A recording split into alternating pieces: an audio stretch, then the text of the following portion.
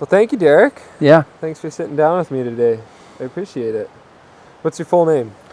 Derek, well, given name Derek Wayne Washington, but what I go by, and it's the story of my journey, is Derek Tendersong, Thundersong, Hearwolf, Phoenix, Washington. Mm.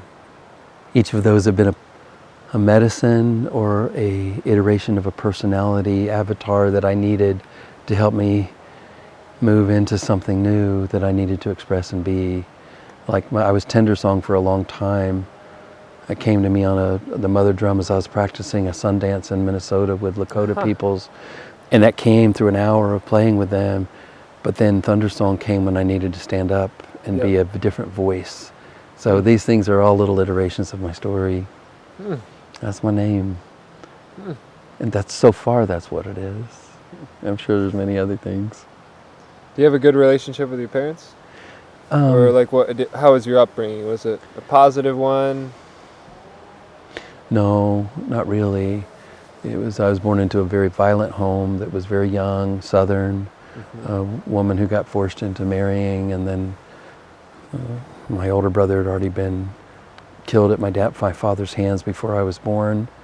And then alcohol and drugs got in, and first 10 years of my life we were just all over the map. A lot of violence, a lot of misogyny. Yep. So when we talk about kink and stuff like that, and people are hitting each other trying to get, feel these things out, I have these reactions because of that. Yep. But then my mom got sober when I was 10, and then she just died 3 years ago, and had her 50-year chip, and was on a process of recovery.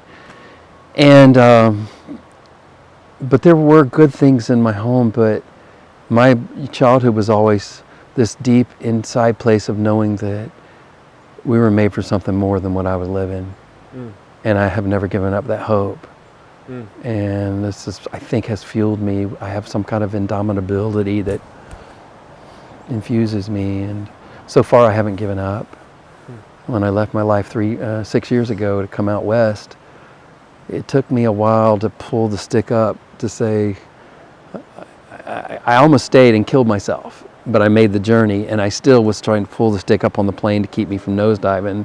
And it took about 2 years for me to really say, all right, I'm here. I want to be here. And I'm glad I didn't take myself out. What do you mean by whenever you left your life 6 years ago? Yeah, I was in the Midwest, just on the Wisconsin border of the twin cities of Minneapolis, St. Paul, and Minnesota. They're just right across the river. I was married, I had raised my children there, and I was an Episcopal priest, a counselor. I was starting new communities, and I became a hospice counselor. I was getting out of the religious story. It just wasn't doing it for me anymore, and I had been so devoted to it. And I was starting to wake up somehow to see that the world that I had been living in, that I was supporting, was actually against a lot of my values, that religious world, of what I really believed. My marriage was wrapped up in that. Very lovely person. My decisions and roles were wrapped up in that. My pension was wrapped up in that. And connections in the community. And I just realized I needed to get out, and I left. I told my wife my spirituality had blossomed and was actually needing to get away from Christianity because I was allergic to it at that point. And she didn't want to. And I wanted to explore my sexuality that had opened up because I had given up the morality that was a part of my spirituality from before. And I'd asked her, I said, hey, honey, I would like to have a relationship with a man. I've always been attracted, you know this. But I've kept all my vows, but I would like to do that and explore and see. And she said, and I said, I'd actually love to have more people in our intimacy in our lives. She said, I'm not really up for that. I said, okay, I'm going to be leaving, probably not coming back, but I'm going to probably gone at least 2 years. And said, I can give you a divorce now if you want. And she said, if there's a chance you would come back, I would, no, I don't want a divorce now. That's what I left. I left that world, came right out to a sex-positive community just to get a different kind of morality air to breathe here than what I was under before. How did it feel different? You say sex-positive community. I've really only experienced this. So could you relay to me, like, what it feels like to express your sexuality back where you're from and the difference here.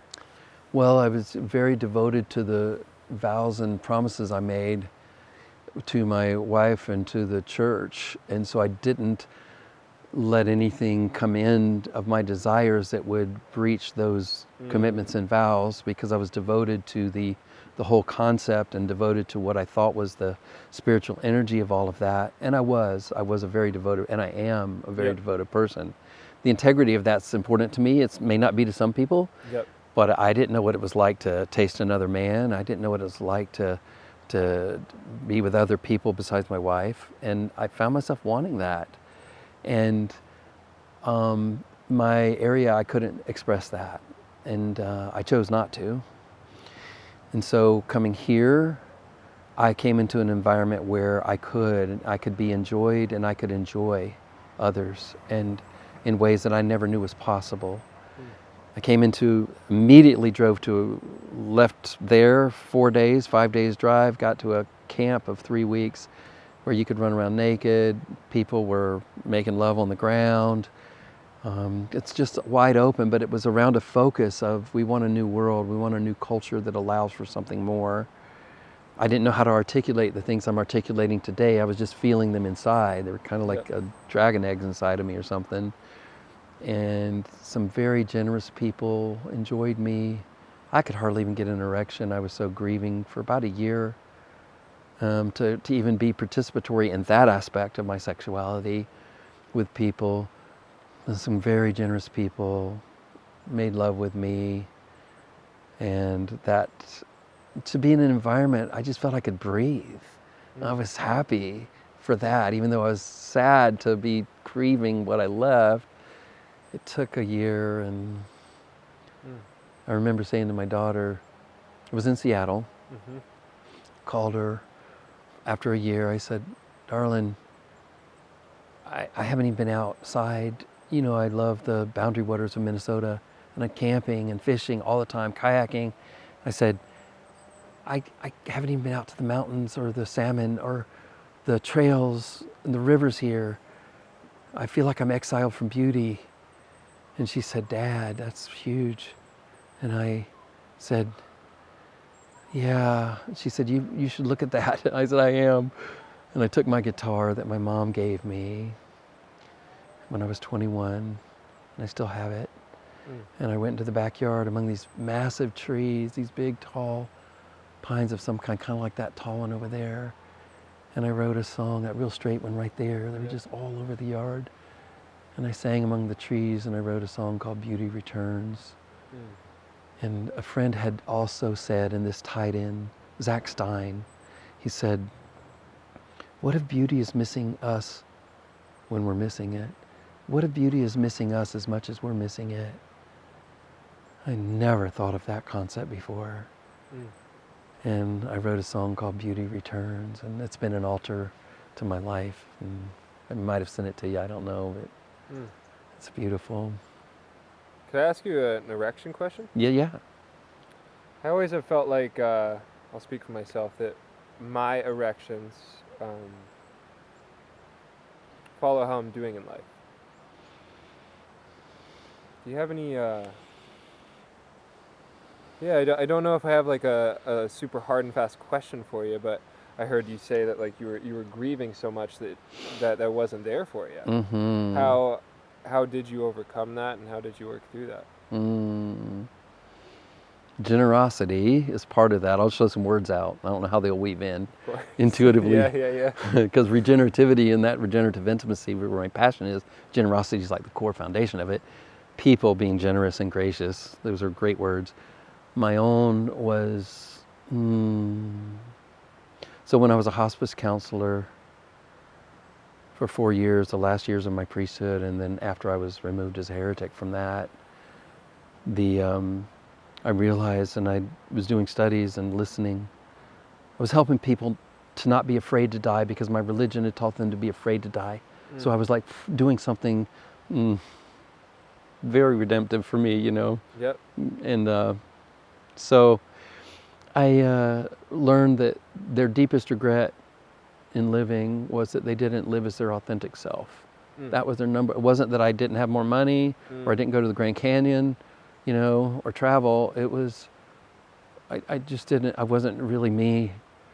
Like for you, if you would have stayed in Minneapolis and never explored. Right. Yeah. I hardly even was having an erection with my wife to make love unless I was pleasing her and I knew that she was enjoying me, enjoying her, and I knew that, then I would get aroused and I could make love to her and penetrate that if that's what we wanted. And we were missionary kind of position kind of people in the church, and sex was just one thing, and it was beautiful, but it wasn't containing me. I was bigger than that. When I realized I wasn't living my authentic self, and so coming out here, so even my first year, do you like the Lord of the Rings at all?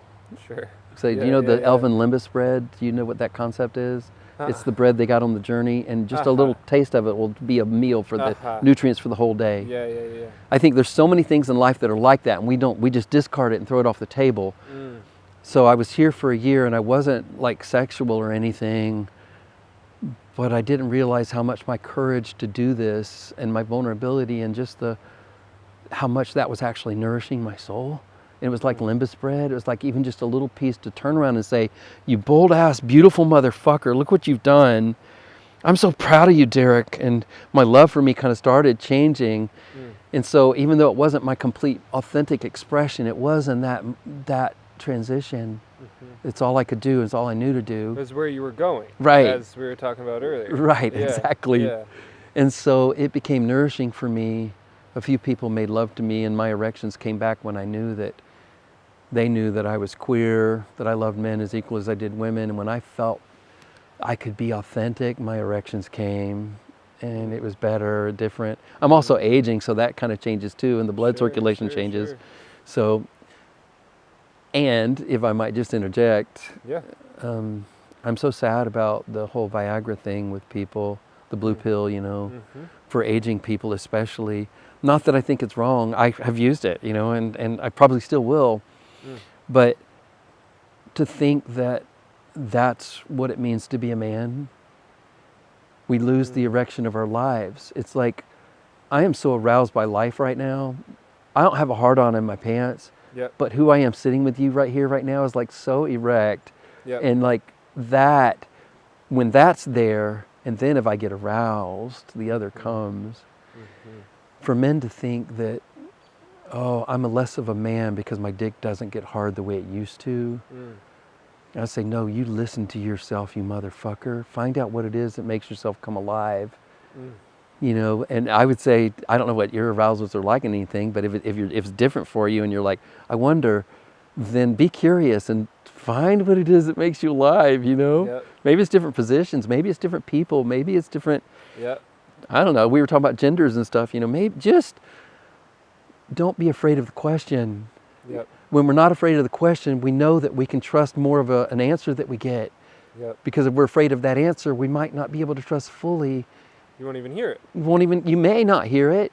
There's a chance you could, but you may not. And then if you ever do, you don't really fully allow the other thing that was darker, there's always the back of your mind that I wonder if I was too afraid of that to actually hold my truth. But then again, that may be our truth in that moment, and that's all we could do. So there's grace for it all. I don't know if that answers your question at all. What do you think about the epidemic of young men not being able to achieve a erection? Because I see all these Blue Chew, these Viagra, like you name down the list. There's Right. All these different pills.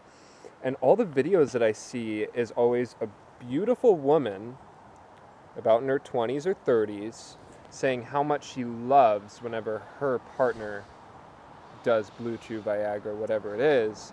And it feels like there's an epidemic there, and I wonder if it's porn, I wonder if it's lots of stimulation. What's your read there? Because clearly there's a desire there because that's where the marketing is going. The marketing isn't a man your age, hey, now I can sleep with my wife again, or now I can penetrate my wife again. It's young people my age. That's who they're pitching it to, which is frightening to me. It is frightening. I think there's so many layers to this, and this is one of the things I'm going to be doing. Martin Shaw, the great mythologist and storyteller, says, "Run to the fucking roar." I put fucking in there. He says, "Run to the roar." Yeah. And so, to me, if you want to get to the heart of it, it's the whole fact that you've got a woman saying, "This is what my whole life is about. That you're hard." Get me off, or objectify me. Look how beautiful I am. The whole thing of we're already fucked up because of the whole system of what that's representing. And it's perpetuating something that is junk food intimacy. And I think this is why we're not getting hard as people. And why? Because they're just hiring those women to do that. That's not them being real. Of course. So many women are saying, "God damn it, I'd rather meet a bear in the woods than meet you, you motherfucker. Can you keep it in your pants? What are you going to do to me? Are you going to objectify me? You're going to take me? You're going to hurt me?" It's like, that's more of a reality. And I'm not saying every woman feels that. Not every woman does. There's many women that say that, "I'm not afraid of you, dude." But that's a reality. And so understanding that, and that the bigger picture is, and this is why I say a new and ancient sacred masculinity. Back in the olden days, we would have temples that would teach our young men and young women, boys. So here we're talking ethics and morality here, and cultural laws and stuff like this. So you have to change everything if you're going to go back to anything like this. But I think we can, especially when we get parents involved and buy into this whole thing, and they're the ones overseeing this, at least in one level. You would have boys be brought into the temples. And when I lived in Nepal for 4 years doing my missionary work back in the day, when I was in that world, I went into one of these sex temples that was as tall as this tree, taller, and a pagoda kind of thing, ancient wood. I'm guessing it's 1,000 years old. I don't know. And statues this tall around the entire thing, every foot of every position, every group configuration, every gender making love. And the children would just come in and look, and the parents would take them to see. And of course they were marrying really early back then, but they wanted their kids to have exposure. So I'm talking about sex education. For me, I'm changing that whole arena to sacred intimacy formation, because I think we're missing a whole spiritual component, or an energetic component, or a sacred component without any religion or spirituality to it at all.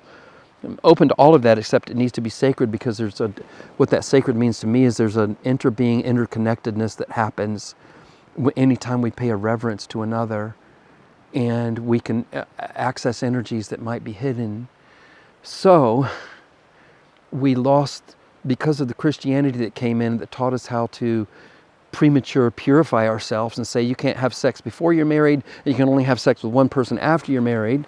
You can't explore anything and find out. You do it this way, and here's where all of your sexual needs will be met. Then you get married, and you want to hear, there are so few couples that have sex as much as the men want to have sex, and that's because we have those 1,500 sperm being created every heartbeat. And they won't even talk about it. And they won't even talk about it. And we look at each other going, "I'm getting it. How about you? Yeah, I'm cool. Yeah, my life's okay." Well, and even with relationship coaches, she says that, I listened to this interview with this lady, and she said that that's the number one thing that couples struggle to talk about. How often should we have sex every week? That's like the biggest block for people. And this is still, to me, a fucked up paradigm that's what we're talking about. It is what we're in, so we need to talk about it. But to me, the regenerative intimacy way says the masculine doesn't need to put all of its sexual arousal onto the feminine. We need to learn how to make love to ourselves. We need to learn how to make love to this earth. And we need to learn how to make love to each other as men.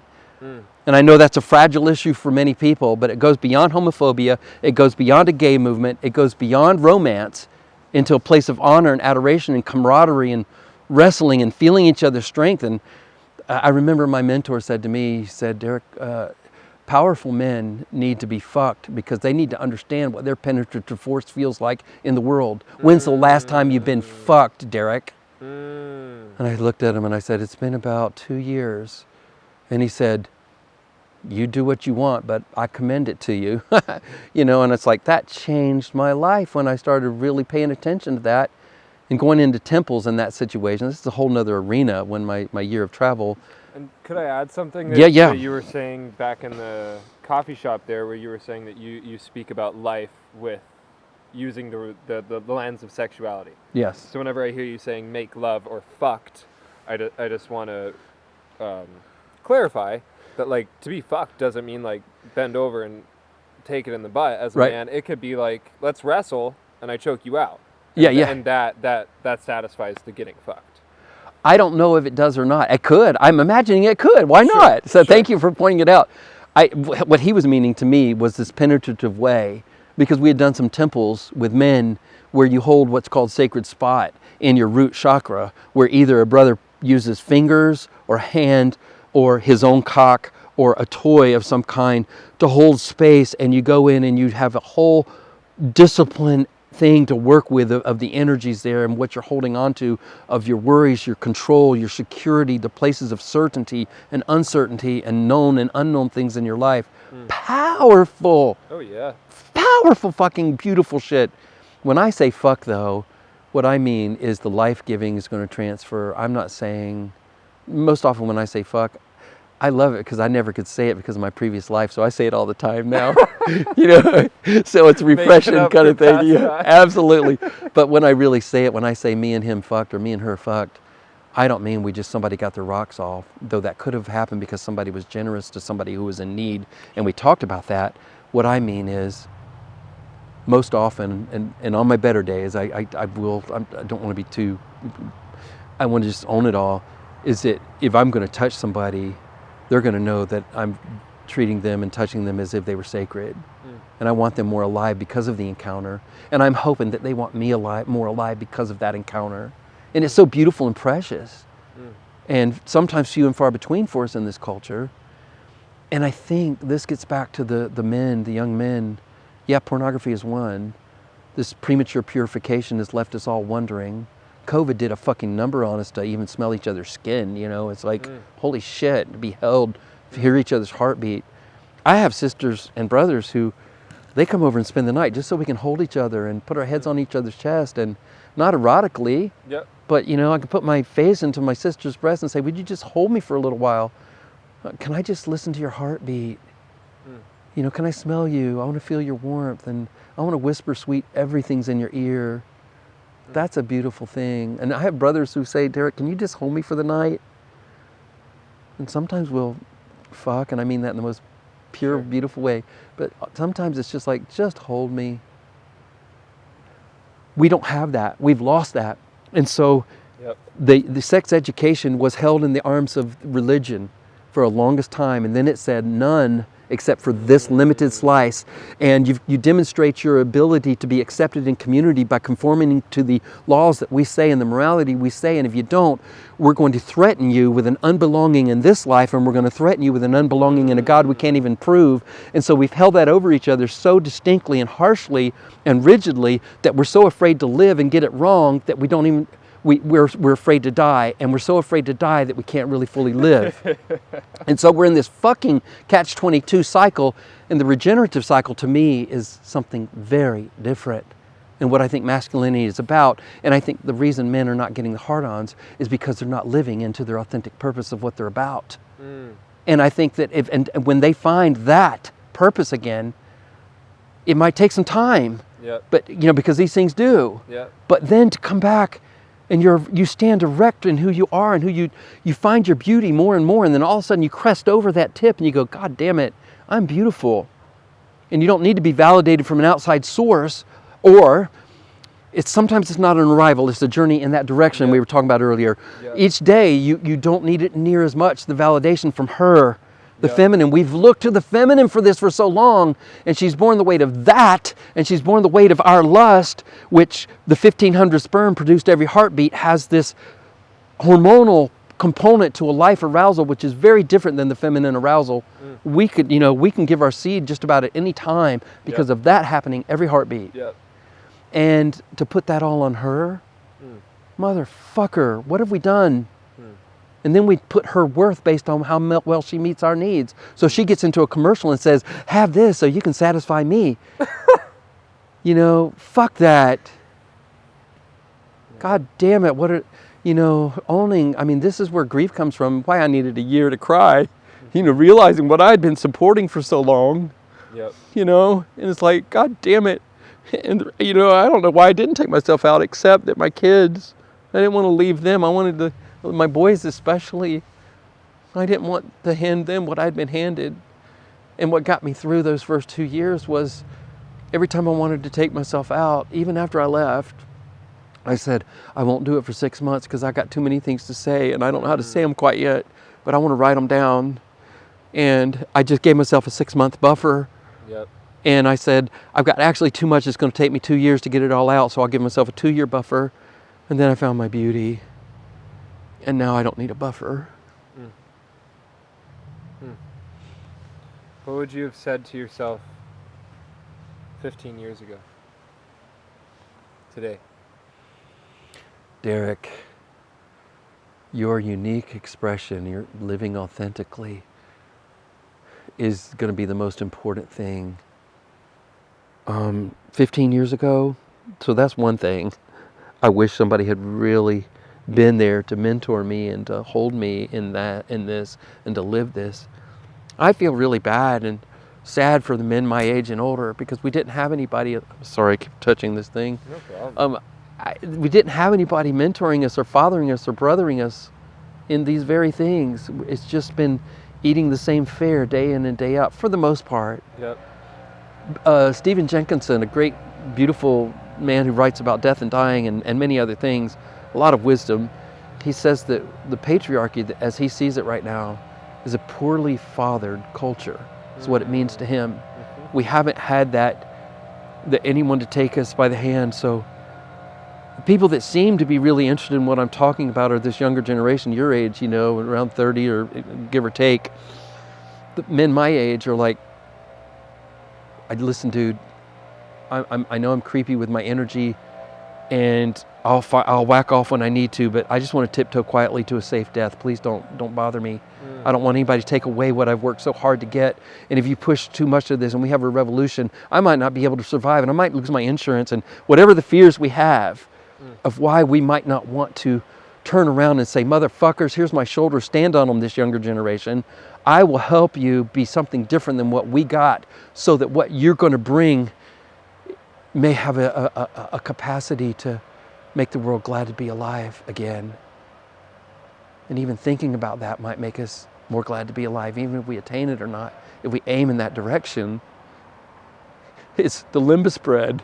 Yeah. You know, it's like, give me a little bit to have, and it'll sustain me. And my kids, a couple of them, love what I'm doing and becoming. They've been sometimes a little scared of me because it's like I'm talking about everything. It's like, and me and my youngest son have talked about having a podcast called Talking with Dad About Sex. I don't know if we'll ever do it, but I would love that. I was talking with Erica about that yesterday, where I was like, I was never told how to, one, make love to a woman, nor how to hold a woman. Right. And I was catching myself feeling a little like, oh man, I wish my dad taught me that, and I wish my mom taught me that. But like, yeah. They divorced. So right. Like, whenever I really got to think about it, I'm like, I bet that they didn't feel like they had a good answer to give me. Yeah. Because they weren't. I don't know if they're sure yet. Yeah. You know, so it's a hard one to put on them, to ask that of them. And I was never taught how to make love to a woman. Right. I was taught how to put a condom on a banana. And right. about STDs. Right. A microphone in our place. We put a condom on a microphone. That's about it. Yeah. And I was never told, like, just simple shit like, hey, this is where a clitoris is. Like, if you kiss a woman's womb and love on her womb, that means a lot to her. Yeah. More than just right. organs. Right. And just these little things that I've picked up through, like, asking questions to women and all that. But, like, it's been a difficult journey to figure it out on my own. And I definitely wish that I would have had an older man or an older woman sit me down and be like, all right, young man. Right. Like, you're doing it now. Like, here, this is how to do it right. Absolutely. Not right, but like here is a way that you can find some virtue and some pleasure that seems to be mutually. So, a part of regenerative intimacy is what I call SIFT, S-I-F-T, sacred intimacy formation together, where we learn how to do this. So these very questions are The church dropped the ball. They just said don't. Mm-hmm. And the school has only done the biology. You know, here's where a sperm meets the egg, and here's what a soft dick looks like and a hard dick. Here's where what you should be afraid this of. is what right. Here's what Pregnancy and be afraid STDs. of this. Yeah. Right. So the older cultures, going back to the ancient, the menopausal, postmenopausal women would take the adolescent, those guys getting erections, and they would teach them what it's like to make love. Say, come here. This is this. See this? Put your hand here. Feel that. Rub that. That feels really good for a woman. When you do this, or when you're not clean, or if your nails are too long, you know, there's ways in antiquity of thousands of years ago, before all of this 3,000 years of shit has happened. But can you imagine? Here's what I dream. Can you imagine a world where, I know this is going to sound fucking crazy. Dream with me for a minute, okay? I love it. Dream with me for a here fucking with minute, you okay? on the Where journey. these things are not shameful. Yeah. You're in a room where mom and dad are making love. Maybe it's the big longhouse. That's how it always used to be. That's the way it always used to be. You remember the movie Dances with Wolves? Yeah. There were 3 couples in the big teepee, and they were all making love at the same time and looking at each other, being so happy that each other was happy, enjoying themselves, and just the compersion.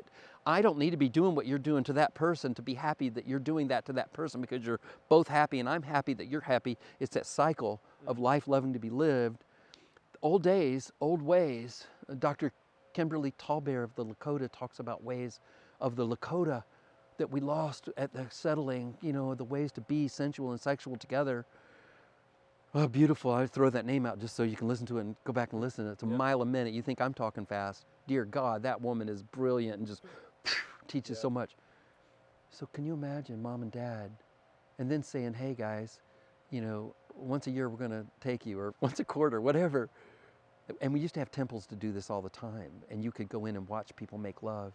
And the voyeuring that happens now that we call pornographic and is sick and ooh, creepy, is because we're not truly owning our desires. Well, to do it in that way, like it's creepy. We're looking for. We're looking for and the reason we're looking for it is because it's here. Yeah. It's in us. I love to see people making love. One of the greatest joys I had was a couple said, Derek, we're making our vows. We want you to be a part of the vows. And would you come play your guitar while we make love? And I did, and I sat by the bed. And I played guitar and just blessed them as they made love, and they would look over at me, and it was like, holy shit, so beautiful. I didn't have a heart on. I was just like, oh my God, who gets to do this, motherfucker?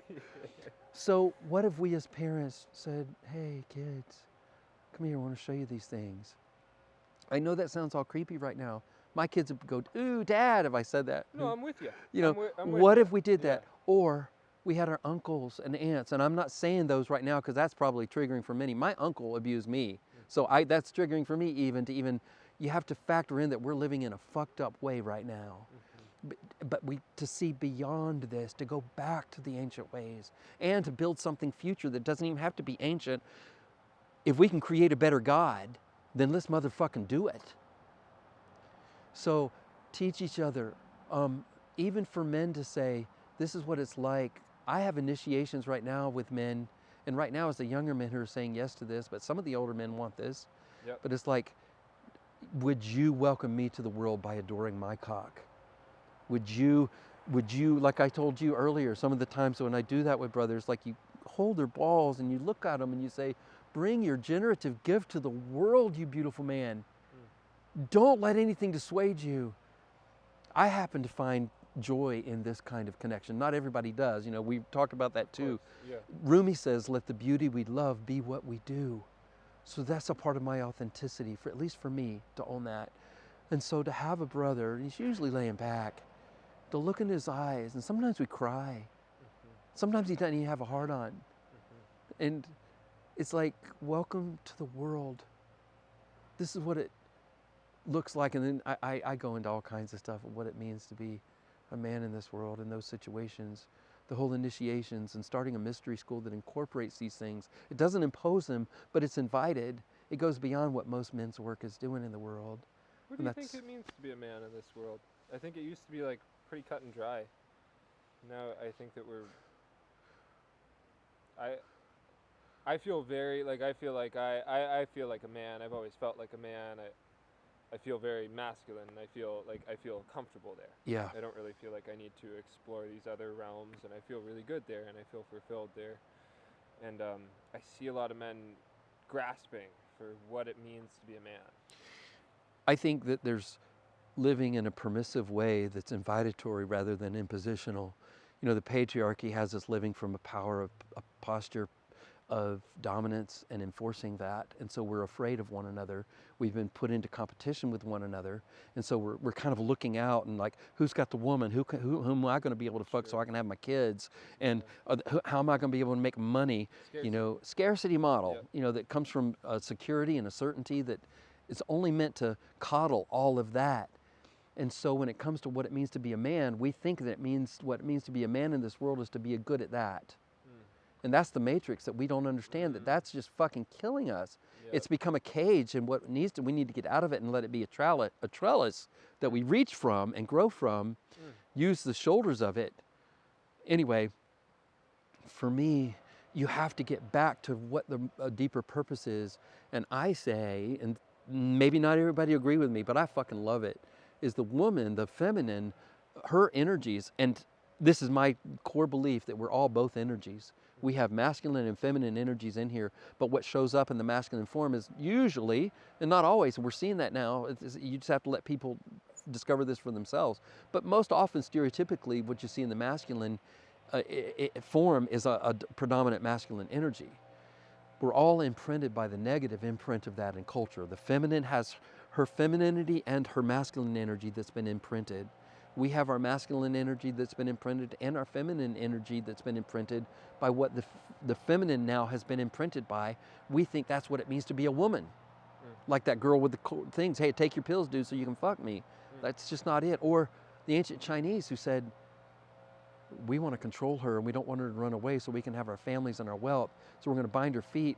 And they did it, and the women, it hurt and it was miserable for hundreds of years. People complained, and they still complained when it happened, but the elders by that time said, this is what it means to be beautiful, my darling. The grandmothers would say to the granddaughters, we're going to bind your feet. And when they undid them, when they finally removed those laws after hundreds and hundreds of years, centuries, I don't know, it hurt so bad to undo them with such pain as the feet began to be able to get back into their shape.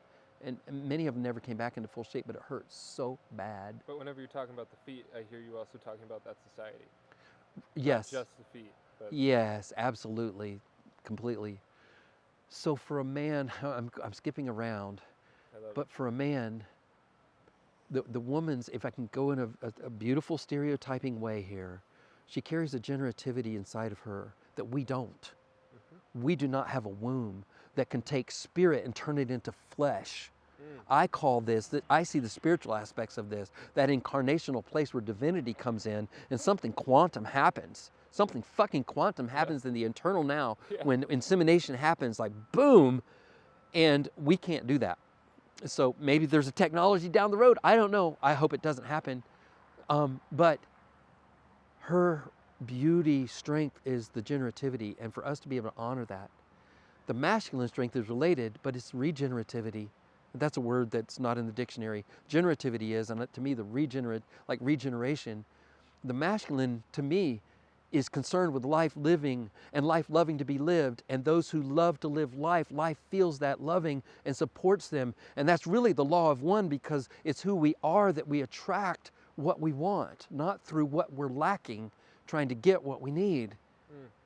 Because if we're always looking for what we don't have, we're out chasing the world. But when we become more fully who we are and live in our strength, and we live that energy, we attract that energy to us. And then I think Frederick Dodson says the way of the slave is going out and chasing the world. The way of the wizard is being who you are and allowing the world to bring you what you desire and who you are. And so for a man to realize his purpose of helping life to love to be lived so that those who are living it can love to live life, there's a beauty here that a purpose gets fulfilled and paternity takes on a new meaning. Paternity is right now in the bigger circles of who gets the inheritance, who's going to get what we've squandered within that system that's already fucked up that we think is normal. Paternity patron. Right. Yeah. And who is going to, and we can redeem these terms, you know, who is going to get the inheritance, who the father is. And we're living like a bunch of fucking lions who just want to fuck the female pride members, and even though they have cubs, they'll just go kill the cubs so they can fuck them. Yep. It's like we're doing that to one another, and it's kind of a spirit of Wedico from the ancient indigenous cultures in this country and others, where we cannibalize one another in this system, and it's not regenerative, it's degenerative. It's life not loving to be lived, and we support that. We take the seeds out of oranges with our technology, and this is degenerativity. That orange can't love to be lived because it can't bring its fullest essence, because a part of its essence is bringing itself back, demonstrating the joy of living. And so many of our technologies and the way that we are is degenerative, and we don't question it. The morality of the fucking church and religion and Christianity has been so degenerative this way. Forgive me to those that are listening who have found help and love and joy and beauty in there. I did too. And I don't want to poo-poo all of that. But we've got to question all of these things at some point to say, are you generative or are you not? Are you regenerative or are you not? If you're not, then God damn it, here's my shoulders to help you love, to learn to live to loving life.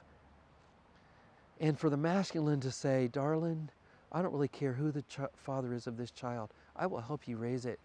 I will help you eat.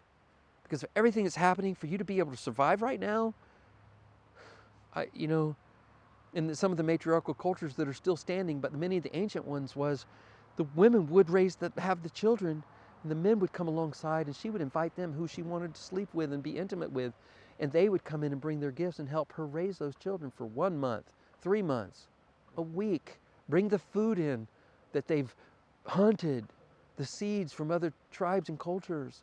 Help her live.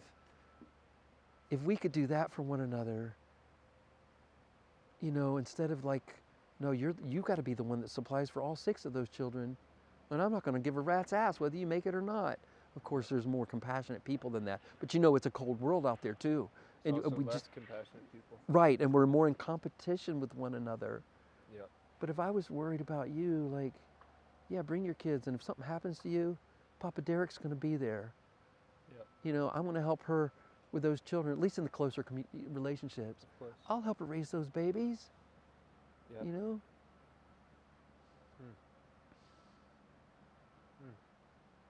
It goes way beyond all of this. It goes to how we die together too. It's a different story. But that learning to love the end of love at the beginning of love idea is also when we bury one another in these systems that we're in now. I saw this as a priest, the death all the time, the funerals, the marriage problems, the loneliness, people not getting the sex that they thought they were going to get by following all the rules that they said they had to belong. God damn it, they felt betrayed by following these rules, these moralities. You bury your partner. You don't have anybody to sleep with that night. Maybe you're not going to have a hard-on because you're grieving. Maybe you're not going to do this or that or the other. But if we had more open relationships, this is an argument for that. Not even an argument. I don't want to argue with anybody. It's just a fact of life. It's an open door. It's an open door. Or a porch light on. Hopefully 3 people around me, if I have to bury somebody else like that again, there'll be 3 people who've loved me enough and we've been so intimate that they will come around those next months and just hold me. Maybe we would make love. Maybe we wouldn't, but they're holding me, knowing who I am, knowing what I bring, and they're not going to be left devastated. I'm not going to be left devastated wondering, because I see these people now, their spouses die, they're 65, 70 years old, and they're going, my God, what am I going to do? What am I going to do? I don't have anything. That's so fucking wrong, dude. Yep. We don't question this motherfucker. Yep. We don't question it. It's just an accepted We thing. accept it. Yeah. God damn it, this isn't right. Yeah. And I'm not saying all of my ways are going to solve the problems.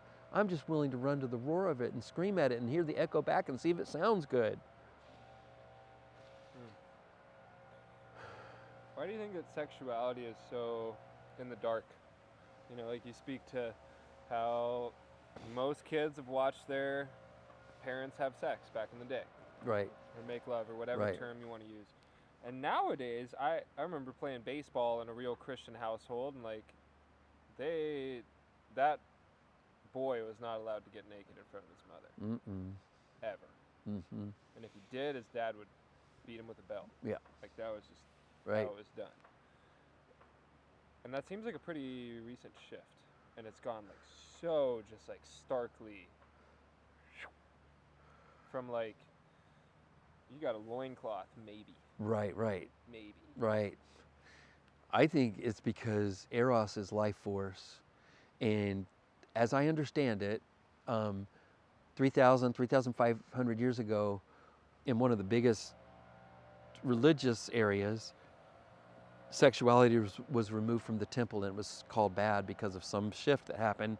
Women were made property more at that point. And in the ancient mystical Jewish, pre-Jewish realms where this started, the Hebrews and before, I don't know all the terminology that was used back then for people groups, but they would have, it wasn't, the Ark of Covenant didn't just have a couple of angels covering up their dicks or breasts. They were actually fucking. And the Babylonian scripts right now talk detail all of this. You would go into the temple just like those ancient temples I was telling you about, but within the heritage of our patriarchal monotheistic religions had this. They pushed it all out, and Eros got pushed. And they said, this is shameful. You can't do this. That started something that we are in the effects of right now, that our Eros got pushed to shame and shadow, and it's such life force, it's in the earth right now. I mean, Eros is what springtime does to the cherry trees. You know, this is happening in us all the time. To say that that's bad and you can only access it under these limited circumstances, it's going to come out sideways like a slipped disc. The jelly's going to come out sideways. And now it feels like the rubber band is reverberating, and now completely. you see, at least I see in my age groups of like polyamory is huge. Right. The way that I see it is I don't see that it's like trying to become closer to your creator. I see a lot of people just trying to get off. And that's, I'm sure. In those scenarios, or just like hypersexuality of just being like out there and naked and nude and like free, and it's great, but like I think that yes, it's fulfilling them, but it's still got it's still anemic. It's real anemic to what I think like, we're made for. Fuck you, check me out. Right. What I'm gonna do. Right. And what's gotten us there is that scarcity thing. Yeah. That's caused this reaction, that we need to come back down to this sensible thing. And this is what I'm talking about, expanding morality to be a regenerative intimacy morality that factors in these things. But you have this scarcity that has led us to, we're all like Bilbo when it comes to sex. We're all like Bilbo Baggins reaching for the ring one last time every time. It's like,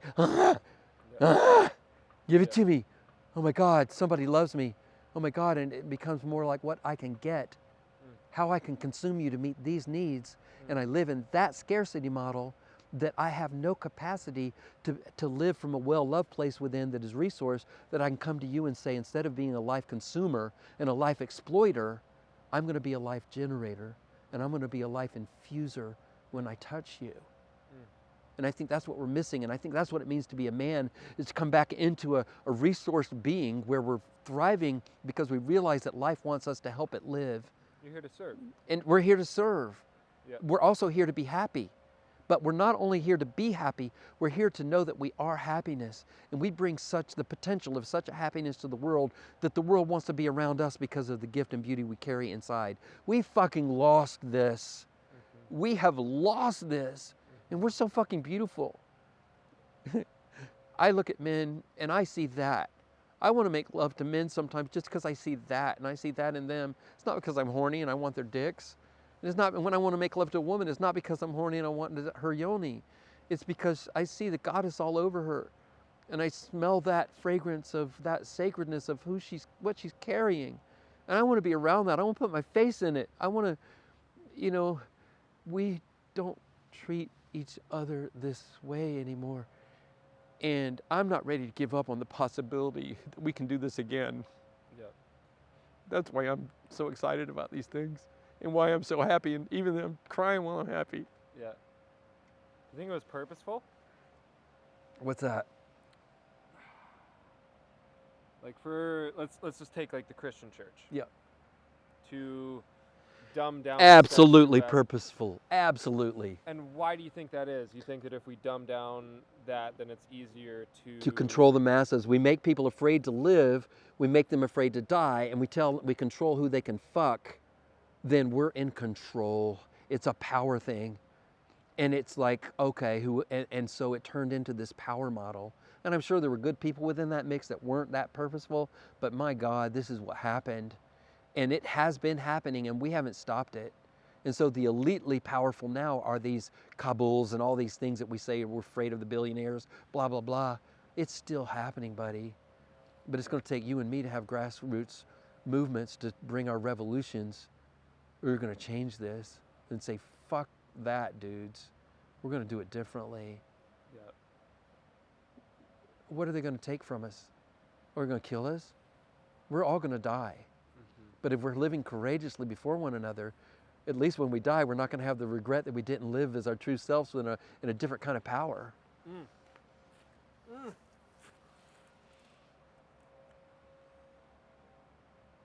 Damn.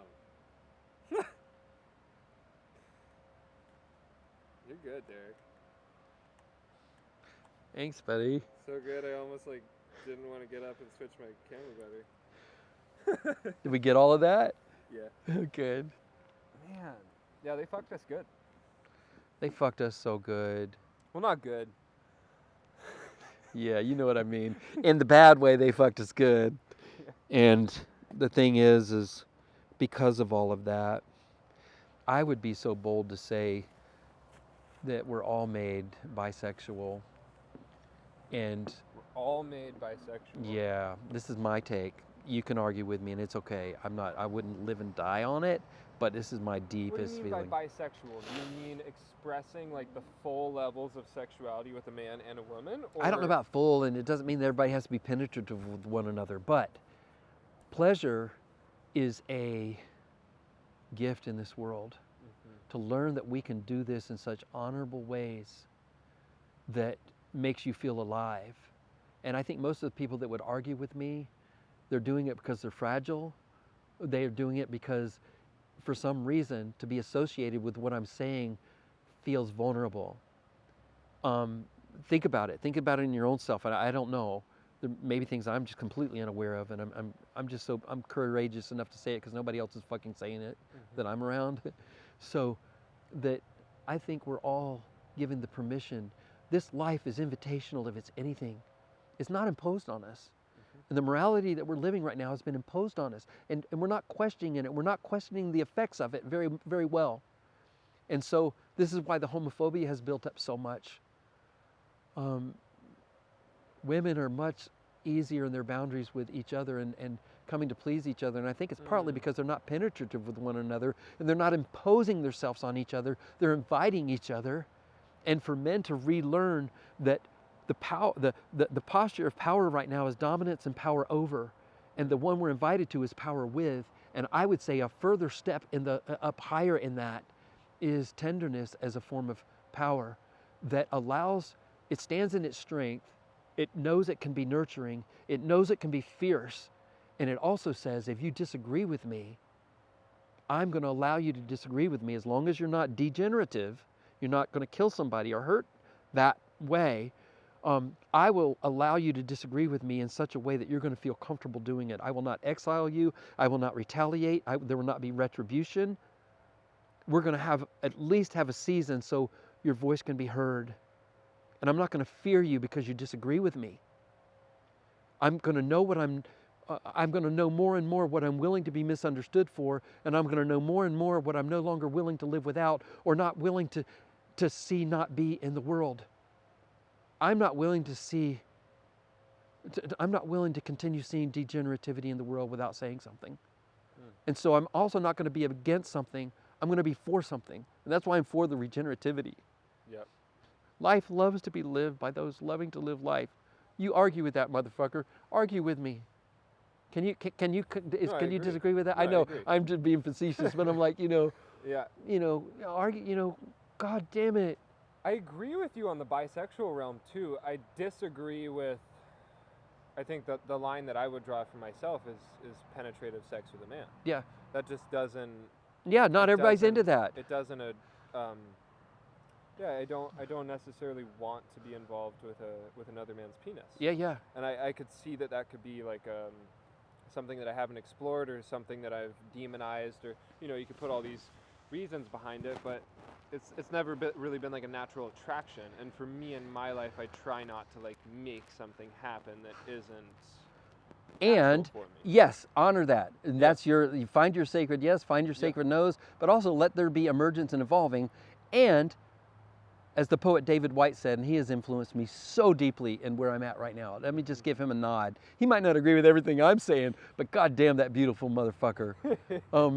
David White, he says, go beyond yourself, just beyond yourself. Make sure that you allow yourself to feel past your edges. Sometimes go into the darkness, because the darkness can give you a horizon at times further than your eyes can see. You might not like what you find, you might not ever go back to it, and I'm not trying to convince you to have experiences that you don't want to have. Yeah, I'm just saying that if we're just going to be a homogenized size and shape, it's like a principle, and I know I'm being intuitive here. When we make promises and vows in our commitment, in this old realm of monogamy, etc., if we don't allow, no matter where we make those vows, and like when I became a priest and made these vows to the church, it's like if we don't allow for emergence and evolving of a soul, whatever vows we make, then the vows become tombs, they become cages, and they don't allow us to be who we are. If we're afraid of the emergence, then we're probably afraid of things that should cause us to question a long time ago.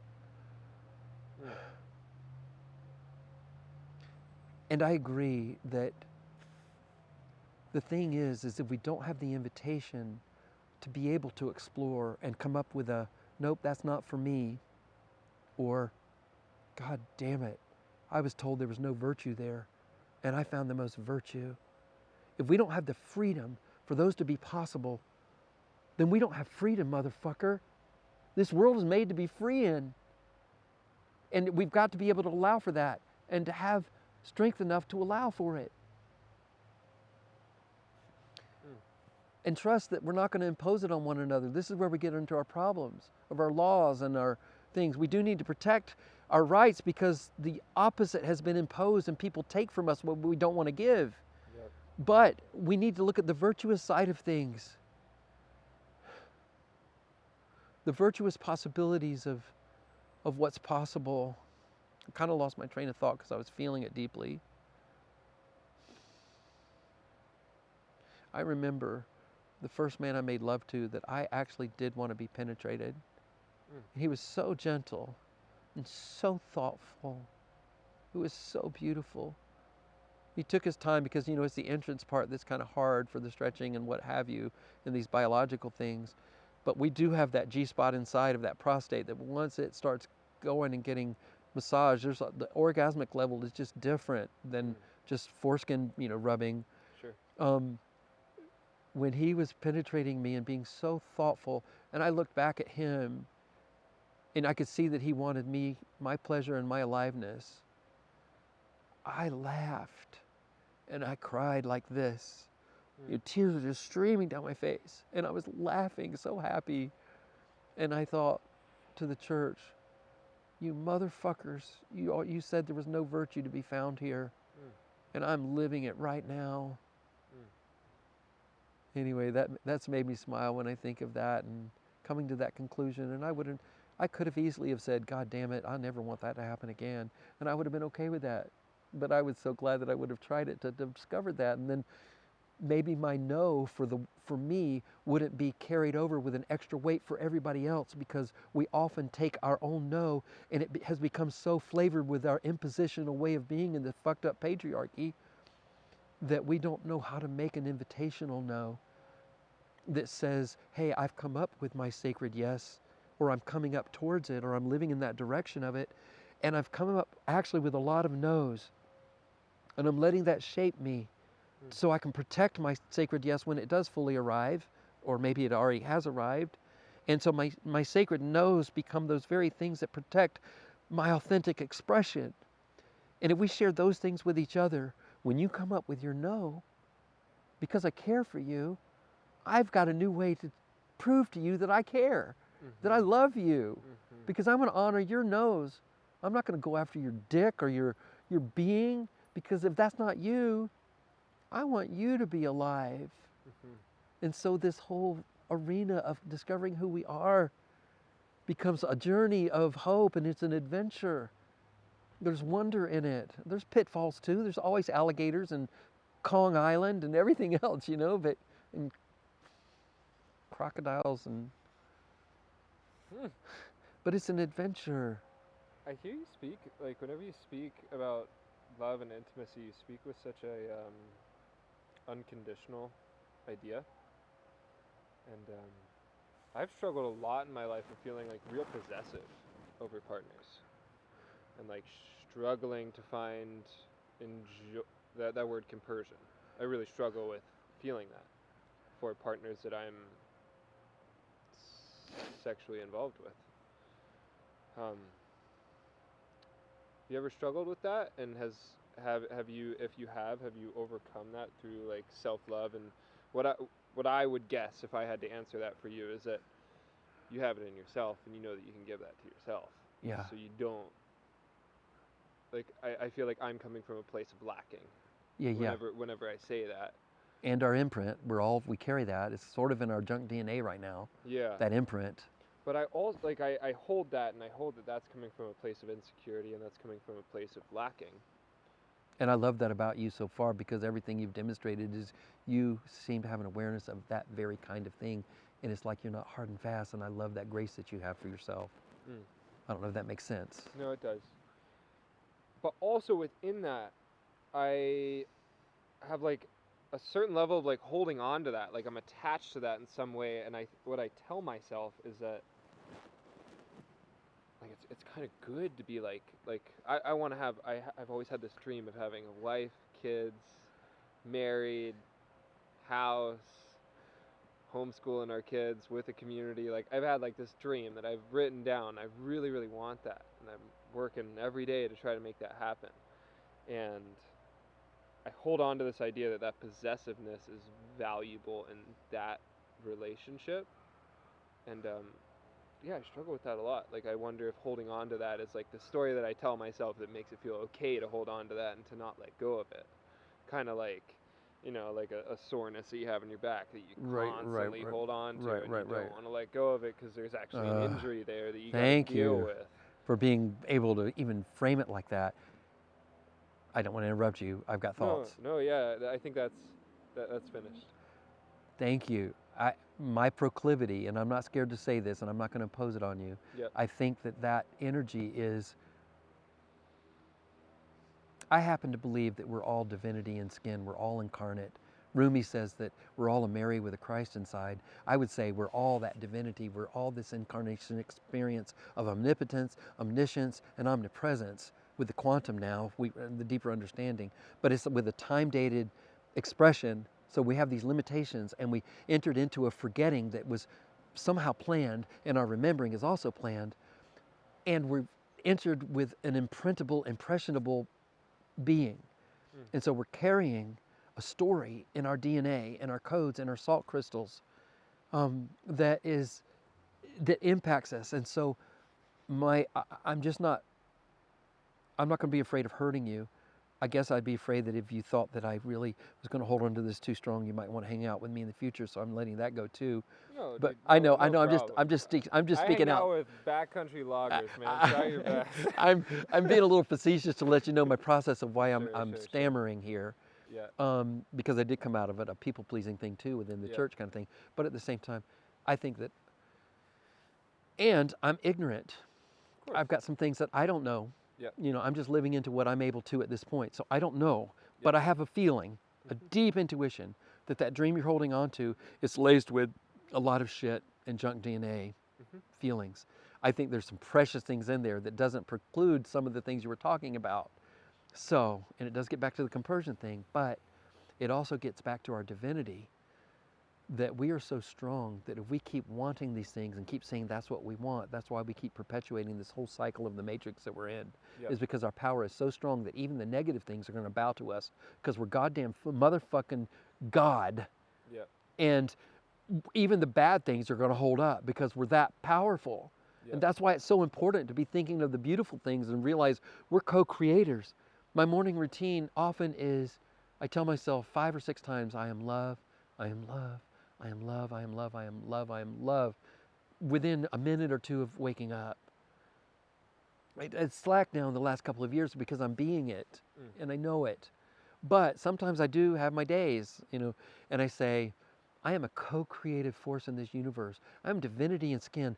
What will I motherfucking create today? What will I give my attention and my intention towards? My intentions are the foreplay for the lovemaking of life. And so I want to make love to all of life. So I'm going to put my intentions out and I'm going to be co-creative and procreative that way. Even though I might not be procreating babies, I'm going to procreate the dreams and manifest reality before me.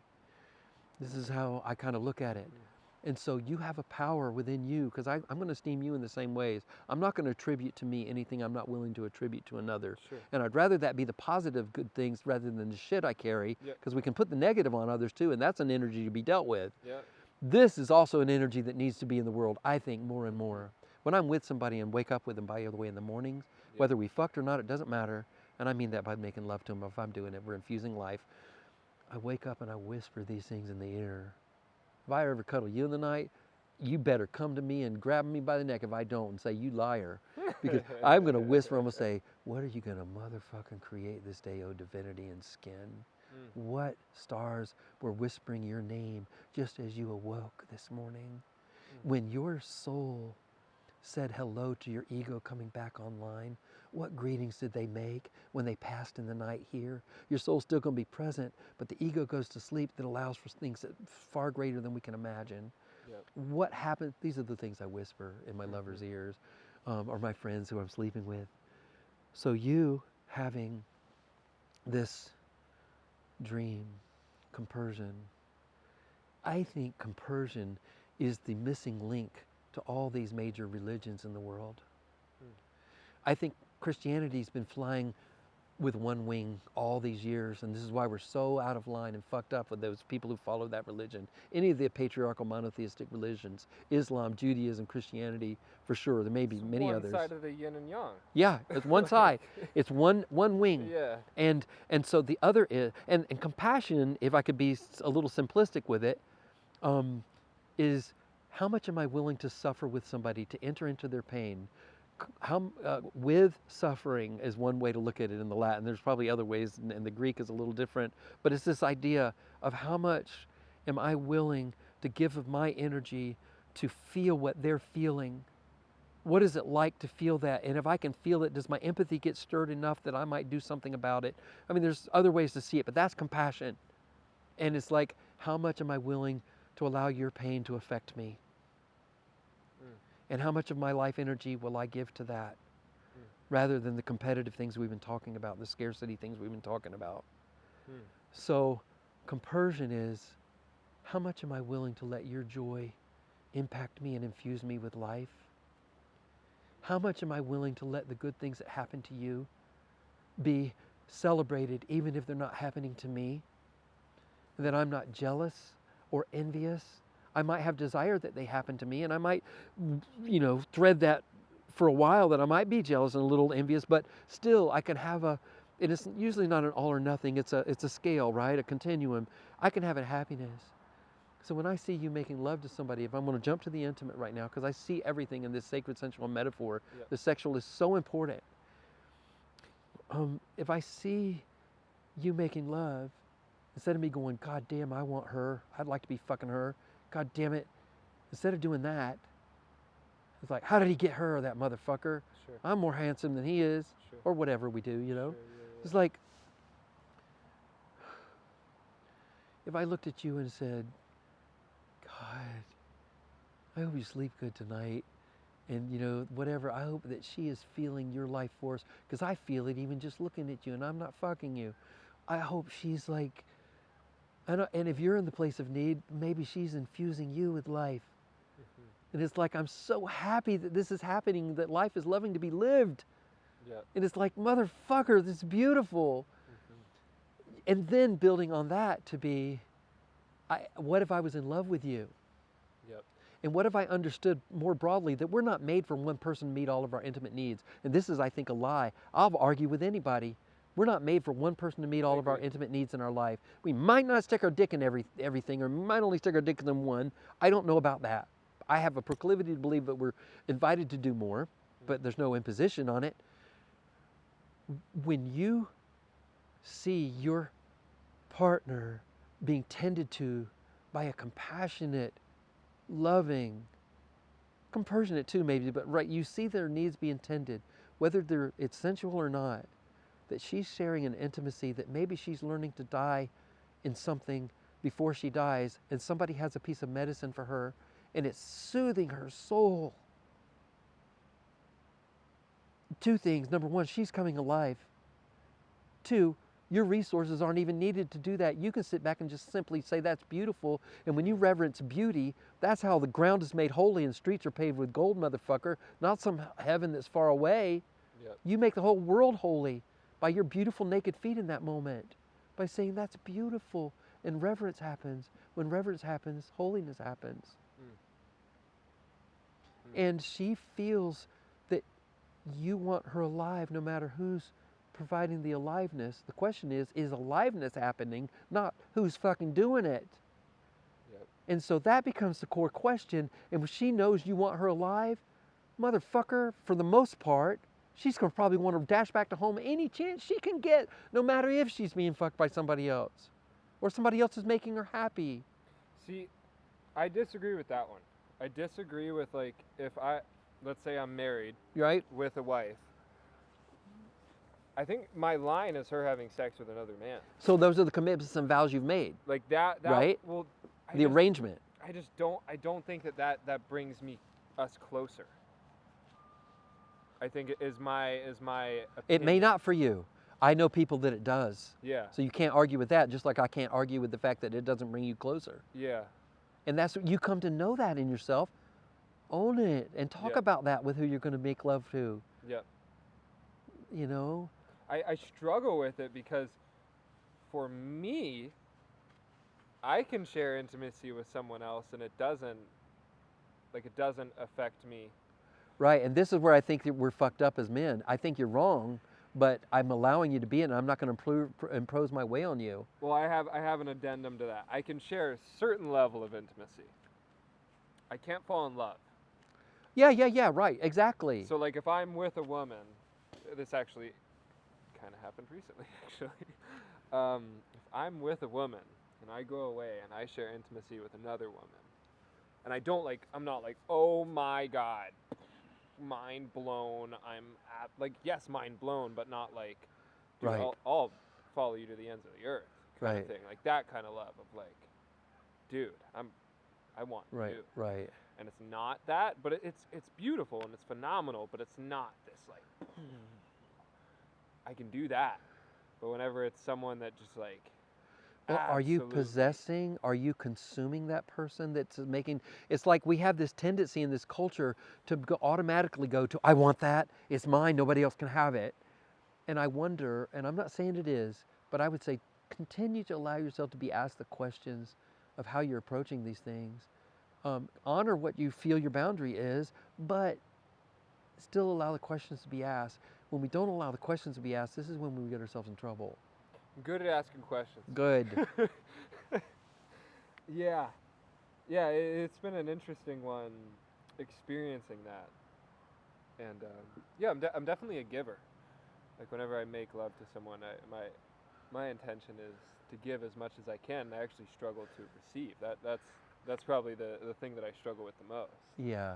Is to like. Well, it's easier to find other people beautiful. For many people, it's easier to find other people beautiful and less to find ourselves beautiful. And this is why I think it's so important for a man to let his cock be enjoyed, and to think and to force this on your woman is to think that you're going to only let her do this. She might not want to, and I think this is a beautiful gift that a man can receive from many corners. Mm-hmm. For you to sit back and somebody to find you beautiful there. Maybe she doesn't. I don't know. But for you to be able to allow that, that is a huge deal in a man's life. I think it's one of the greatest gifts we can give. When somebody's enjoying your cock, whether that's been a man or woman for me, I am so tender with their head, with their being, with their, when you go there, I guarantee you, for basic things, I'm not going to pick up a gun and be tempted to blow your fucking head off in a war. If we're down in this place of enjoying and appreciating and honoring each other's generativity in this way, I'm not going to seek to kill you and to take from you. Honor takes on a different meaning here. It's a whole different thing. Allowing yourself to be found beautiful from whatever quarter. There's two sides of belonging in this world that I see. One is being in a place where you feel safe enough to express your desire, the longing, be in longing. And the other is allowing yourself to be longed for without feeling threatened. Right now we feel so threatened, I think, because of our culture and the traumas that we carry. We don't trust, because anybody who's ever expressed that longing wants to consume us or take from us or hurt us. So many of us in this world have experienced that. But if we can get back to a more pure way of being, that if we allow ourselves to be found beautiful and longed for, and that longing isn't attached with, I need to own you or possess you. I just find you fucking beautiful. I had this situation playing piano at Pascal Winery the other night. I'm doing that on Wednesday nights right now, playing harp or piano or guitar. And this couple came up to me. Well, the guy came up to me a few times. Maybe, I'm guessing, 5 or 10 years younger than me. He was so handsome. And he was so expressive of what he appreciated me doing on that piano. He came up to me 3 times, separate times, put his hand on my shoulders and squeezed and said, "Buddy, this is so beautiful." And then his partner came over, and she was just drop dead beautiful, and just her whole being. And I'm like, I start falling in love with the couple. You know, to me, I'm not limited to just men or women. I'm just like, that's the ideal situation, because I love both forms. And I feel the energies, and I love being in the maturing situation like that, where you can express and feel the orgasmic energies that build and bless what happens there. Orgasm is, for me, is not an end, it's a means. And when we can tend the means into something else, into other portals, it's like so fucking beautiful. To have the courage to say, and I didn't in that moment, I wish I had, to trust that people would not be so fragile that for somebody to say to them, and here's what I wish I would have said: "Hey dude, you're really beautiful, and you are too. I just find you both so attractive. I don't know what your proclivities are or where your capacities are, and I do not mean to offend you in any way, but I would love to ask both of you out on a date together and explore that. I find life there. I don't know if you would, but I just make the invitation to you both, and see what happens from there." There's your invitation. I wish I would have said that. I wish I would have said that. I wish I would have said that to a couple of my brothers in the last couple of weeks. Yep. And I have said it to a sister or two. It's really lovely. To look at my beautiful sisters, even though I'm not so attracted on the outside right now, on the inside I am. The feminine still draws me. And I just, sometimes, it's not that I want to be inside of her, it's I want to honor and worship her and tend her pleasure like maybe she's never been tended before. Like, it's heartbreaking to me. I've yeah. made love to a bunch of women, and like, even just little things. And like, after we make love, like putting my head on her womb and like bowing down and giving her some kisses there, and like a whole like moment there, like, thank you for allowing me to be inside of you. Most of them have never experienced anything like that, and I've experienced that with like a one night stand, and it breaks my heart just to be like, really, that man that was with you for a year never took the time to like Right. kiss your whole body, Right. and then put your socks back on. Motherfuckers. Like, I mean, I'm not mad at them, because I understand we're not mentored in this. We're not taught. We're not trained. I get a little fired up because I wasn't mentored either. And I was just like, that, watching porn, I was like, that's not it. That's not it. I Right. know that's not it. Right. Okay. How would I want to be worshipped? Okay. Let me do it a little bit more like that.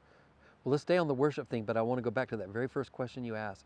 One of the reasons guys aren't getting it up right now is because in porn, it's a virtual. I don't feel your skin. I don't hear your micro consents of your breath, your expression. Was that pain? Was that I don't want this? Was that oh I love this and it just sounded like it hurt? You know, we don't have the micro elements of what arousal looks like and feels like. And we don't have accountability in that. And it's all because I don't have accountability and I can't touch you to see how you're engaging. I can only touch myself. And therefore, when we get into a real life situation and we can't get it up, is because it's a different familiarity. And we're so used to the other, and it's going to take time. It's like a memory foam mattress that's been pushed down by the weight of that shit. It's going to take a little time for that to come back up. And we're not slacking, we're not stopping it.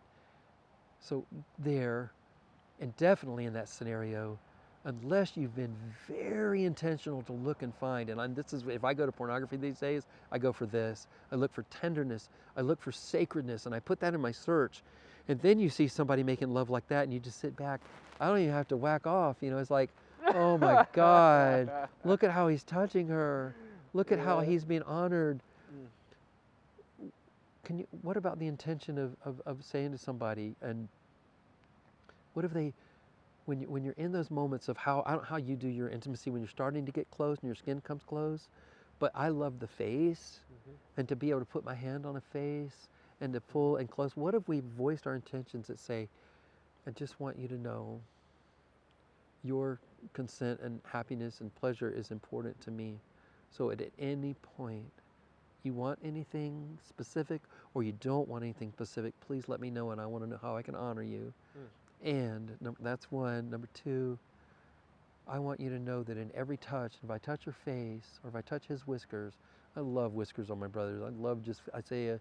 I want you to know that my intention is that there would be life coming from me to you, and any gift that you have for me in that. But my intention for you is that you're more alive from this encounter than before. What if we, to me, our intentions are the lubrication and the foreplay of everything. Everything from our business partners to our lovemaking partners. What if we did it like that? And most people look at us like deer in the headlights now because this is so foreign. Like you were just saying, the woman who said, let me blow your mind just a little bit more. Maybe it will, maybe it won't. 2 years ago, I was making love with this beautiful woman. She's a powerful being and a beautiful being. And she had ovarian cancer. And before I came to see her, I came to know her. She had been dumped in her relationship, and she had been thrown out of her house. She's bringing something very beautiful to this world. And she had nobody, and she didn't ask anything from me, but I just felt like I had time, I had energy. I'm a nurse, I have skills, and I had a little bit of resources at the time. And I said, I'll come stay with you. I'll come take care of you. And I was thinking it would be like a 6-month deal because there had to be surgeries, there had to be all kinds of things before even the chemos and the radiations could start. You know, it was this huge thing. And then there was only a percentage chance for her to live. And she had nobody, and I said, yeah, I'll come take care of you. And in that process, we fell in love. Because that's how it happens with me usually. It's the relationship. And in that lovemaking, I was using my quantum spiritual practices of believing I could transmute things by manifesting the energy, and it's just my practice. And a friend who I was sharing deeper, my teacher in the quantum, she said, Derek, don't forget, you have the ability to transmute those ovarian cancer cells to stem cells. And if you believe it, and if you, and you know, it's just like, she knew about my regenerative intimacy, so I wove it all together. And my friend said, Derek, the surgery's in 10 days. Would you give me this next week for just pleasure? I'm going to lose so many things here, and I don't know how it's going to change. Would you just pleasure me and tend to me for a week? And I said, absolutely, darling. You know, that would be my honor. So I did that. And in those days, right at the end, in the few days that you have to stop everything before surgery,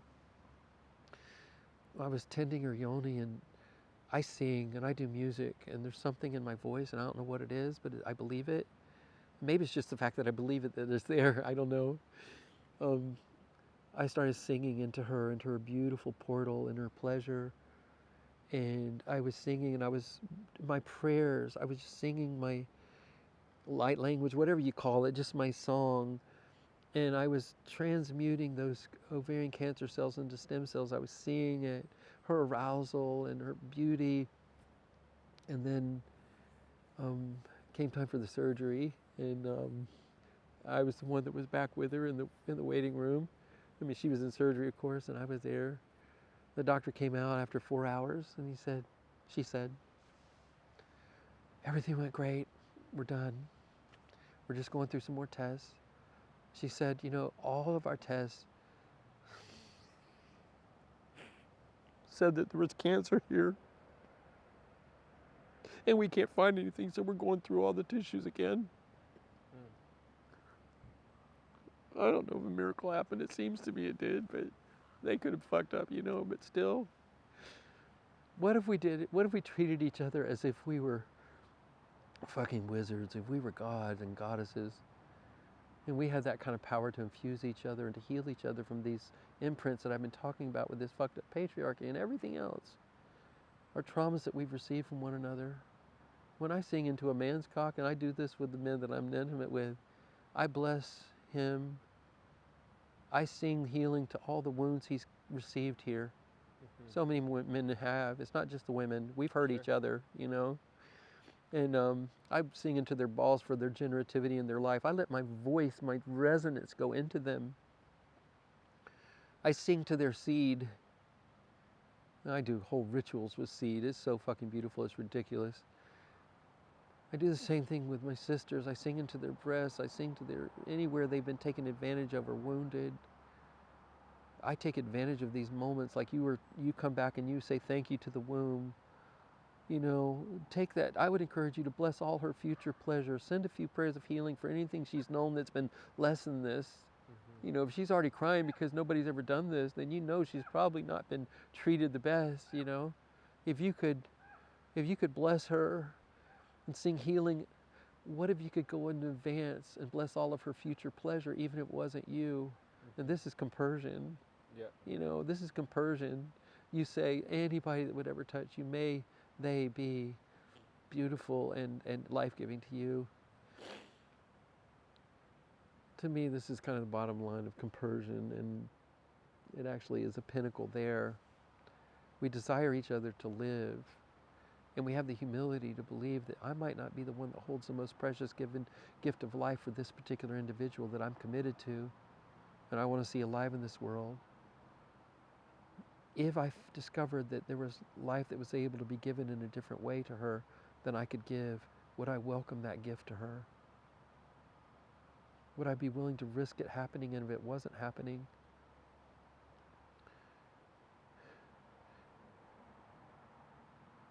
I don't know if you ever saw Rob Roy,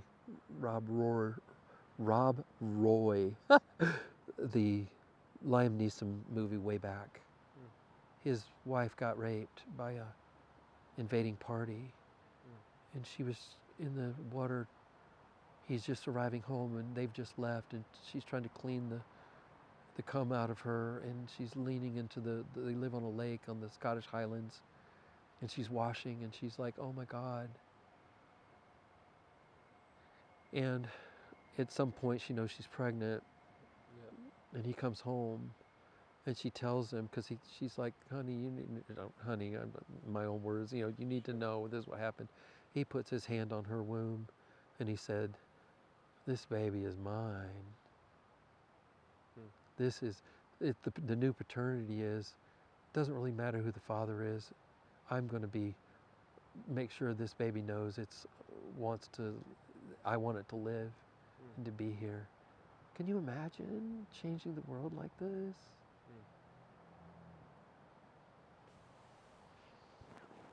I think we leave it there.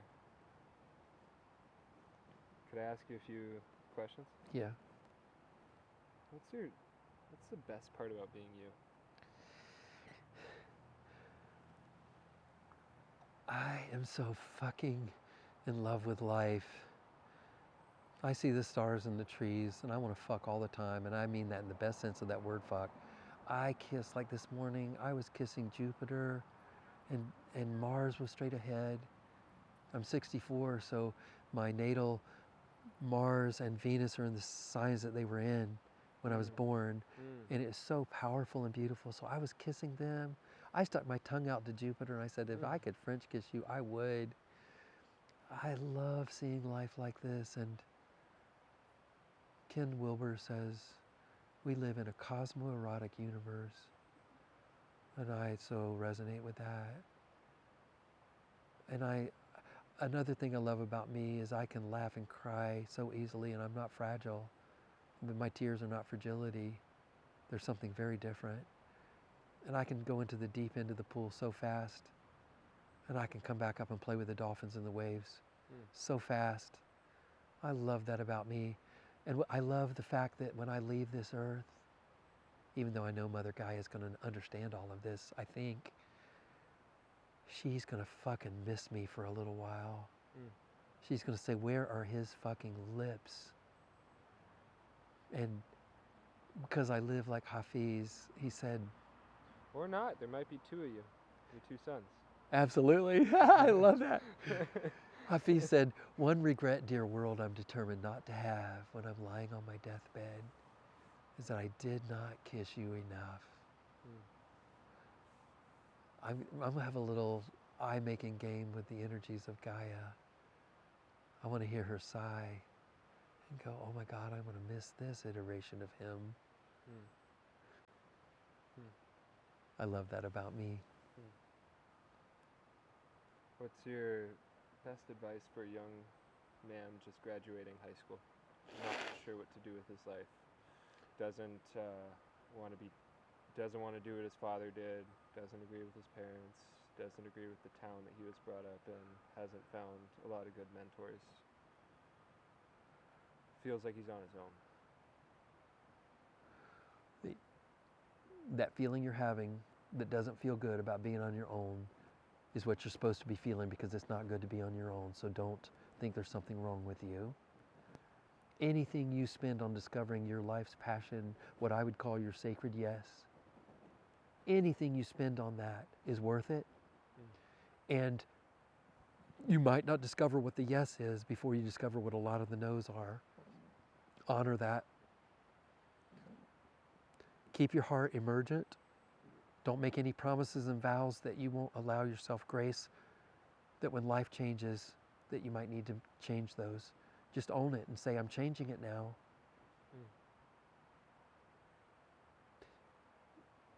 And I would tell them that I believe the purpose of your masculine heart is to be regenerative, to make sure that life is stewarded and cultivated in such a way that it knows it's good to be alive.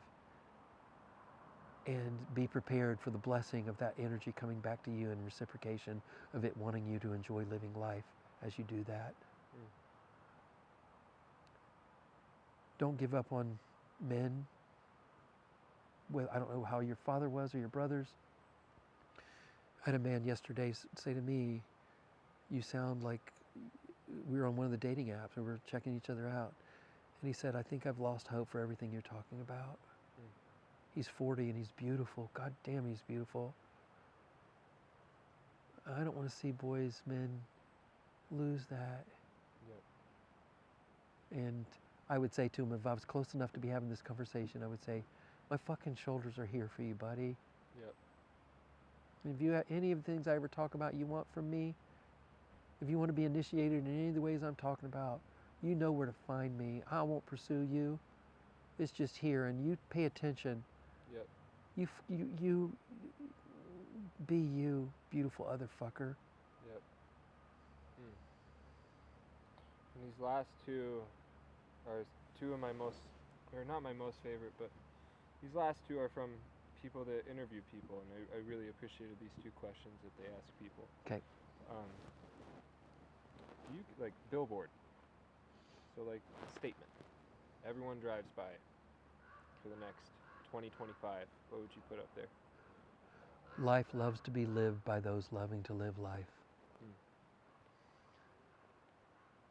And the last This is regenerative intimacy. That's what and the last one. These two questions were from Tim Ferriss and Lex Friedman, just to give credit where credit's due. If there's any, if anyone could be broadcasted on the internet, what they're doing in their life to a large audience, and you got to choose, who would you nominate that's alive today?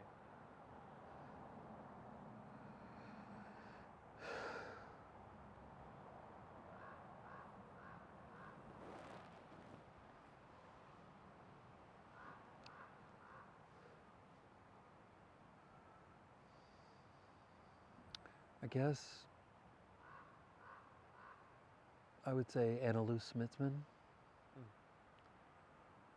She's a woman who is humongously influential in the world in a different way, bringing regenerative ideas. She stoked my ideas of regenerativity, and she is an author in this Earthwise Center she runs. And she's moved me, and she's the one who said, don't forget, Derek, you can transmute those ovarian cancer cells to stem cells.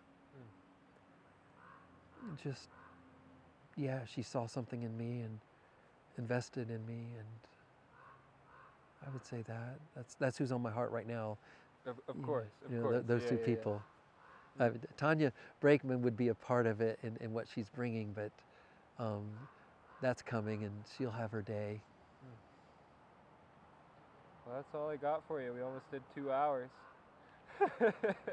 That's beautiful, man. You got any? Yeah, that's all I got. If you got any statements or closing.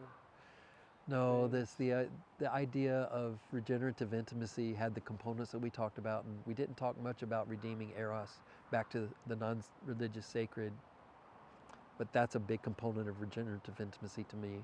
It's bringing back some of these concepts under that umbrella of redeeming it, bringing it back out of the shadow. That's why running to the roar, so it's not relegated to the pornography that's become the #1 sex educator in the world. And it's here to stay. We're not going to be able to deal with it. It's bigger than anything right now, besides our defense budgets maybe. It's up that big of what we spend on it in the world. So we need to redeem it and bring back in and live something different. I guess that was probably one component I didn't say in regenerative intimacy, but thank you. What an honor thank you for having interest in this, buddy. I mean, my way of saying it is, you beautiful other fucker. I'm happy for you. I don't know you well to say I'm proud of you, but there is this sense of seeing a young man coming up who's not afraid of the questions, and to say I don't like that. I want this, I agree with so much what you say, but not that, God, that's beautiful to not be afraid to own it. And I would say to you, like I would say to that young man, be emergent. Right now, that might serve you. It served me to be in the church when I needed it, because I needed that structure for a time, but I got out because of the emergence happened in me. Make sure you stay open to that. That's happening in you. Thank you for this. Thank you, Derek. You're welcome. It was an honor. Yeah. Thank you, sir. Yeah, absolutely. Well done. Well done. We will change this world. That's a good closing statement.